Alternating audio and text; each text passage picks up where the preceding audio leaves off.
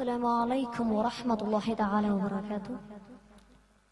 الحمد لله والصلاة والسلام على أشرف المرسلين وعلى آله وصحبه أجمعين أما بعد. ആദരണീയരായ ശ്രോതാക്കളെ, എൻ്റെ പ്രിയപ്പെട്ട കൂട്ടുകാരെ, SSF വയനാട് ജില്ലാ സാഹിത്യോത്സവിന്റെ പ്രൗഢമായ വേദിയിലാണ് ഞാനും നിങ്ങളും ഒരുമിച്ച് കൂടിയിരിക്കുന്നത്. ഈ സന്ദർഭത്തിൽ ആർട്ടിഫിഷ്യൽ ഇന്റലിജൻസ് ഗുണവും ദോഷവും എന്ന കാലിക പ്രസക്തമായ വിഷയത്തെ ആസ്പദമാക്കി ഏതാനും ആശയങ്ങൾ നിങ്ങളുമായി പങ്കുവെക്കാൻ ഞാൻ ആഗ്രഹിക്കുന്നു.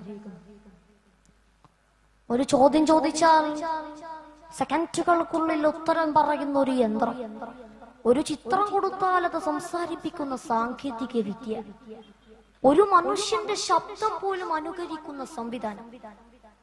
ലളിതമായി പറഞ്ഞാൽ, മനുഷ്യനെ പോലെ ചിന്തിക്കാനും പഠിക്കാനും തീരുമാനങ്ങൾ എടുക്കാനും കഴിയുന്ന രീതിയിൽ കമ്പ്യൂട്ടറുകളെ പരിശീലിപ്പിക്കുന്ന സാങ്കേതിക വിദ്യയാണ് AI.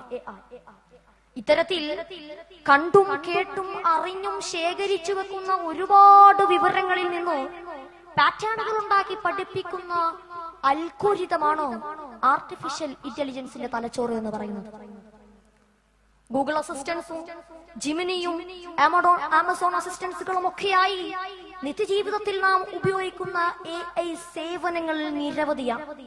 വിശുദ്ധ ഖുർആനിൽ അല്ലാഹു തആല പറയുന്നു, വഖുൽ റബ്ബി സിദ്നി ഇൽമാ, എന്റെ രക്ഷിതാവേ എനിക്ക് വിജ്ഞാനം വർദ്ധിപ്പിച്ചു തരണമേ. ഇസ്ലാം അറിവിനെ പ്രോത്സാഹിപ്പിക്കുന്ന മതമാണ്. അതുകൊണ്ട് തന്നെ പുതിയ സാങ്കേതിക വിദ്യകൾ പഠിക്കുന്നതും പഠിപ്പിക്കുന്നതും തെറ്റല്ല. പക്ഷേ അത് എങ്ങനെ ഉപയോഗിക്കുന്നു എന്നതിലാണ് പ്രധാനം. AIയുടെ ഗുണങ്ങൾ ഒരുപാടുണ്ട്. വിദ്യാഭ്യാസ രംഗത്തേക്ക് നോക്കൂ. ബുദ്ധിമുട്ടുള്ള പാഠങ്ങൾ എളുപ്പത്തിൽ പഠിക്കാൻ AI സഹായിക്കുന്നു. ഭാഷകൾ വിവർത്തനം ചെയ്യുന്നു. പഠനത്തിനാവശ്യമായ വിവരങ്ങൾ വേഗത്തിൽ ലഭ്യമാകുന്നു. ആരോഗ്യരംഗത്ത് രോഗങ്ങൾ വേഗത്തിൽ കണ്ടെത്താൻ AI സഹായിക്കുന്നു. മുൻപോ മണിക്കൂറുകളെടുത്ത് ചെയ്ത ജോലികൾ ഇന്ന് മിനിറ്റുകൾക്കുള്ളിൽ ചെയ്യാൻ കഴിയുന്നു. പക്ഷേ ഓരോ കണ്ടുപിടുത്തത്തിനും നല്ലതും ചീത്തതുമായ 2 വശങ്ങളുണ്ട്. AI മനുഷ്യരാശിക്ക് ആപത്താകുമെന്ന് ഈയിടെ നമുക്ക് മുന്നറിയിപ്പ് തന്നത് AIയുടെ വൈജ്ഞാതാക്കളിൽ ഒരാളായ ജെഫ്രി ഹിൻഡൽ തന്നെയാണ്. സ്വന്തമായി ചിന്തിക്കാനും പുതിയ കാര്യങ്ങൾ കണ്ടെത്താനുമുള്ള മനുഷ്യന്റെ കഴിവ് ഇന്ന് എവിടെയാണ് എത്തി നിൽക്കുന്നത്? സങ്കടകരമെന്ന് പറയട്ടെ, നമ്മുടെ വിദ്യാർത്ഥികൾ ഇന്ന് സ്വന്തം ബുദ്ധിയേക്കാൾ കൂടുതൽ വിശ്വസിക്കുന്നത് ആർട്ടിഫിഷ്യൽ ഇന്റലിജൻസിനെയാണ്. ഒരു ഹോംവർക്ക് ചെയ്യാം, ഉത്തരം AI തരും. ഒരു പ്രൊജക്ട് തയ്യാറാക്കും, വഴികൾ AI കാണിച്ചു തരും.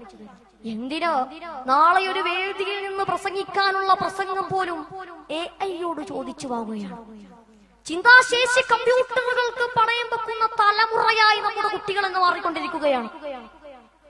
ഈ രീതിയിലുള്ള സമ്പൂർണമായ AI ആശ്രിത ജീവിതം ഒട്ടനവധി നെഗറ്റീവ് ഇമ്പാക്ട്സ് ആണ് വിദ്യാർത്ഥികളിൽ ഉണ്ടാക്കുന്നത്. ഇതിനേക്കാൾ അപകടകരമായ ഒരു വെല്ലുവിളിയാണ് ഡീപ് ഫേക്ക് സാങ്കേതിക വിദ്യ. യഥാർത്ഥമല്ലാത്ത ചിത്രങ്ങളും വീഡിയോകളും നിർമ്മിച്ച് ആളുകളെ തെറ്റിദ്ധരിപ്പിക്കാനും സമൂഹത്തിൽ ആശയക്കുഴപ്പങ്ങൾ ഉണ്ടാക്കാനും ഇതിന് കഴിയും. കഴിഞ്ഞ വർഷങ്ങളിൽ ഇന്ത്യയിൽ പോലും പല ഡീപ് ഫേക്ക് വീഡിയോകൾ വൈറലായിരുന്നു. സാങ്കേതിക വിദ്യ വളരുമ്പോൾ മനുഷ്യന്റെ ചിന്തയും മൂല്യങ്ങളും കൂടി വളരണം. AIക്ക് ബുദ്ധിയുണ്ട്, പക്ഷെ മനസ്സാക്ഷിയില്ല. AIക്ക് ഉത്തരമുണ്ട്, പക്ഷെ കരുണയില്ല. AIക്ക് സംസാരിക്കാം, പക്ഷേ മനുഷ്യ ഹൃദയം പോലെ അനുഭവിക്കാൻ കഴിയില്ല. സാങ്കേതിക വിദ്യ മനുഷ്യനെ സഹായിക്കേണ്ടതുണ്ട്, മനുഷ്യനെ നിയന്ത്രിക്കുന്നതായിരുന്നു. നമ്മളെല്ലാവരും AI ഉപയോഗിക്കണം, പക്ഷെ അതിന്റെ അടിമകളാകരുത്. അവസാനമായി പറയട്ടെ, ഭാവിയുടെ ലോകം AIയുടെ ലോകമായേക്കാം. എന്നാൽ ആ ലോകത്തെ മനോഹരമാക്കുന്നത് മനുഷ്യത്വവും നന്മയും തന്നെയായിരിക്കും. വിജ്ഞാനവും വിവേകവും നന്മയുടെ മാർഗത്തിൽ ഉപയോഗിക്കാനുള്ള തൗഫീഖ് അല്ലാഹു തആല നമുക്ക് നൽകുമാറാകട്ടെ എന്ന് പ്രാർത്ഥിച്ചുകൊണ്ട് ഞാൻ എന്റെ വാക്കുകൾ ഉപസംഹരിക്കുന്നു. വആഖിറു ദഅവാനാ അൽഹംദുലില്ലാഹി റബ്ബിൽ ആലമീൻ. അസ്സലാമു അലൈക്കും വറഹ്മത്തുള്ളാഹി തആല വബറകാതുഹു.